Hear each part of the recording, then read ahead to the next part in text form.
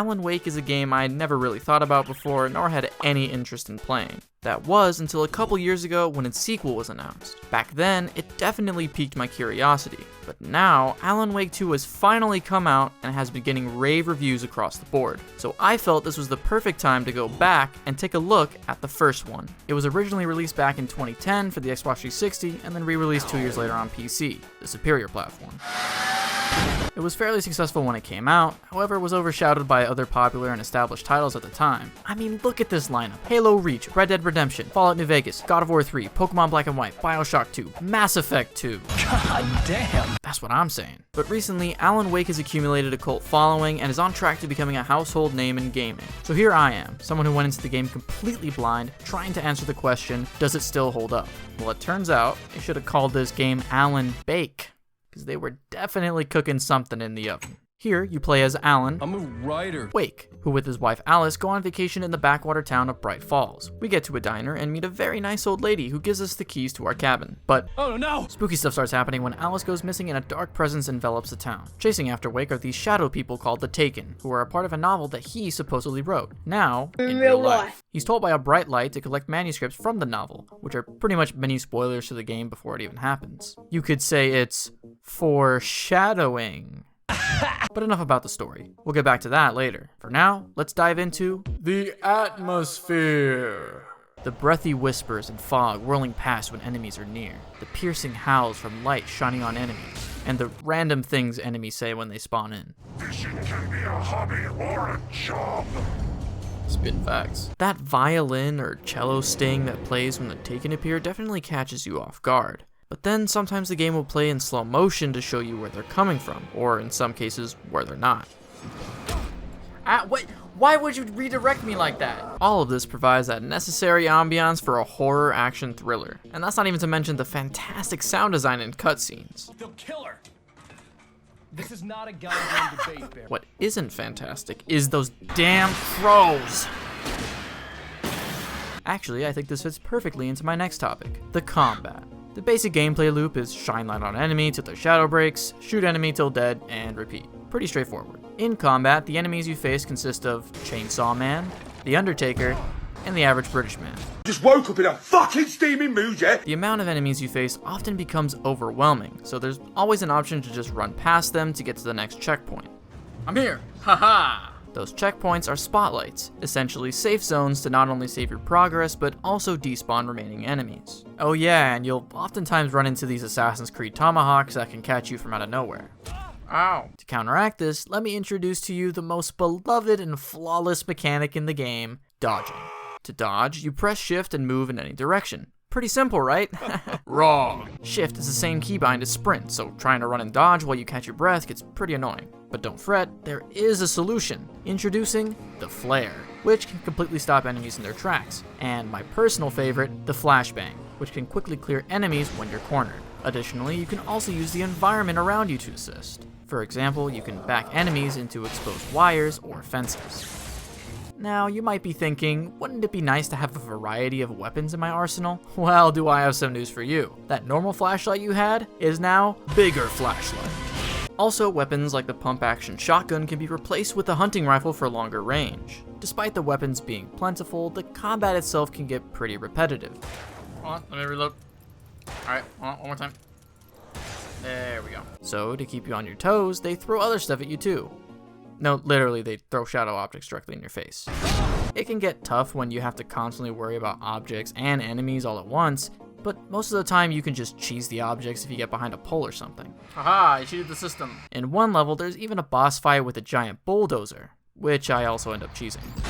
Beyond the combat, I also really enjoyed the low-key parts of the game when you explore. Having something to do outside of the primary objectives is a nice way to take a break from the action. Instead of punishing the players for straying off the main path, the game encourages you to find extra loot from these boxes. That's not to mention the plethora of collectibles scattered throughout the game, like the coffee thermoses. Even though there isn't any rhyme or reason to collecting them, I just find it neat. Is this floating? Another neat thing in the game are these QR codes, one of them going to a Facebook page and another going to this. Very 2010. Apparently in the remaster, which I had no idea even existed, That explains it. The QR code sent you to videos teasing the sequel of the game, so that's cool. Continuing the exploration side of things, let's talk about the addition of Night Springs. Night Springs is a mini-series within the game that you could watch on various TVs. Lore-wise, Alan has written for a few episodes of the series as well. It's all in this Twilight Zone aesthetic with a live-action style. In fact, there's a lot of live-action implementation into the game, such as Alan in the cabin going crazy. In addition to the TVs, the game also goes out of its way to give you little activities to do as you're exploring. Haha! On the topic of activities, there's also the driving mechanic. And let's just say, this is definitely me when I'm driving. The steering is super janky, you constantly collide with small debris on the road, your car becomes undrivable once you get cornered, but it is pretty fun running over enemies. Okay, I think I've talked enough about the gameplay. So let's finally get into the story. Overall, the story itself has been accounted as an episodic series with novel-like narration, getting its inspirations from Stephen King and David Lynch. You could definitely see that in the theme of light versus dark, especially how in the day, it shows the calm everyday life of the town. Then at night, chaos ensues as the shadows take over the environment and the people. Speaking of people, let's talk about the characters. Alan likes to keep to himself and doesn't like the attention that comes with being famous. Because of his fame, he of course has an agent. Enter Barry Wheeler, hands down the best character in the game. I can just look at one of those things and they die.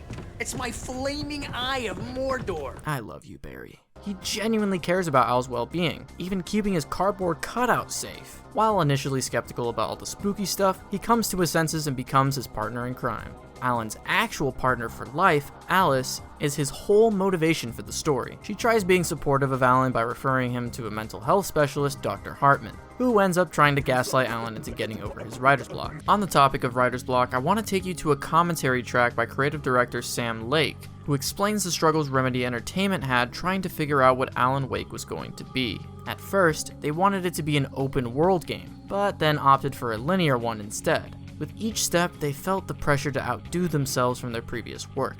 And metaphorically, this fits right in with the story of Alan subconsciously trying to finish another compelling book. Which brings me to the ending. Leading up to the ending, we see Alan alongside the absolute legend and policewoman finding their way to the Lady of the Light, who's had a crib in the town's power plant for decades. Throughout the game, you see small clues in these messages that point to the bigger picture of the narrative. As it turns out, Thomas Zane, another writer that had been used by the Dark Presence, wrote a letter to give Alan a clicker.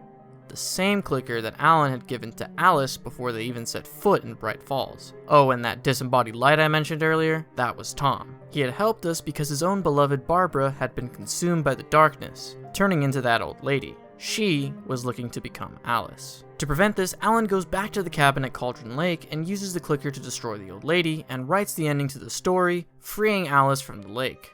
However, that same freedom could not be said about Alan himself. To save his wife, he was forced to take her place inside the lake and inside of his own head.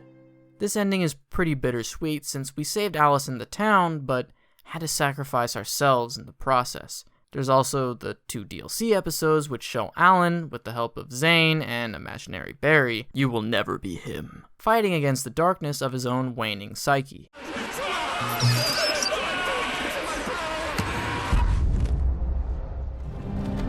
Hey, you awake.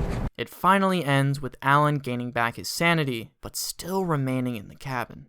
I like this ending for 2 reasons. One, it establishes that despite his incredible power to manifest anything with his writing, Alan is still fighting for control over it with himself. And 2, it leaves just enough mystery and intrigue for the sequel. So, eventually I'll probably take a look at what the second one is all about. Oh, come on! But I've also heard that it connects to Remedy's other game, Control, so I'll have to check that one out too. As for my predictions, I imagine Alan is going to somehow write himself out at the dark place and become like John Wick from Fortnite. Oh look, there he is right there. But the question remains, just what exactly is Cauldron Lake? And why was he pulled there in the first place? We may never get an answer, but to quote Alan himself, who quoted Stephen King, nightmares exist outside of logic, and there's little fun to be had in explanations. The unanswered mystery is what stays with us the longest, and it's what we'll remember in the end. All in all, while I don't think the game is flawless, Alan Wake is a fun third-person experience that has a satisfying, albeit repetitive playstyle, ample room for exploration, and a compelling narrative. But the sequel better have Barry in it or I will personally